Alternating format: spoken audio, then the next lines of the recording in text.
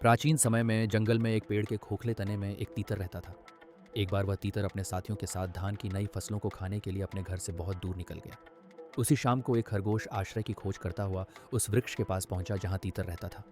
वह स्थान खाली देखकर खरगोश उसमें रहने लगा। कई दिन बीत जाने के बाद एक दिन अचानक तीतर अपने घर आया। धान की नई नई फसलें खाने के कारण काफी मोटा ताजा हो गया था। उसने खरगोश से कहा, यह घर मेरा है, तुम यहां से चले जाओ। खरगोश तीखे स्वभाव का था। बोला, यह घर अब तेरा नहीं है। आश्रय का स्वामित्व केवल मनुष्यों के पास होता है। जंगल में जो जानवर जिस स्थान पर रहने लग जाता है वह उसी का ही हो जाता है। इस हिसाब से यह घर अब मेरा है। दोनों में झगड़ा बढ़ता गया। अंत में दोनों की इच्छा से किसी तीसरे पंच द्वारा इस समस्या को हल करने के लिए तय हुआ। इन दोनों का झगड़ा और सुलह की बात एक जंगली बिल्ली बड़े ध्यान से सुन रही थी। उसने सोचा, अगर मैं पंच बन जाऊं तो मुझे इन दोनों को मारकर खाने का अवसर मिल जाएगा। यह सोचकर बिल्ली हाथ में माला लेकर नदी के किनारे सूर्य के सामने मुख करके बैठ गई और ज्ञान का उपदेश देने लगी। जब खरगोश को ज्ञानोपदेश सुनाई दिया तो वह बोला कि नदी के किनारे कोई धर्मात्मा बैठा है, उसे ही पंच बनाकर इस समस्या का हल कर लेते हैं।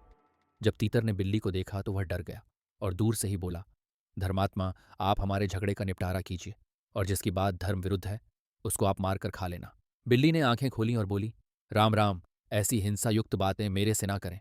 मैंने हिंसा का मार्ग छोड़कर ज्ञानार्जन का मार्ग अपना लिया है। अतः मैं धर्म विरुद्ध पक्ष पर भी हिंसा नहीं करती।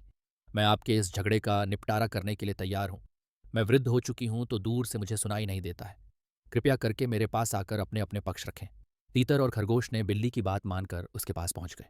उनके वहां पहुंचते ही बिल्ली ने एक ही पंजे के वार से तीतर और खरगोश को दबोच लिया और अपना भोजन बना लिया। अनजान पर जल्दी भरोसा नहीं करें।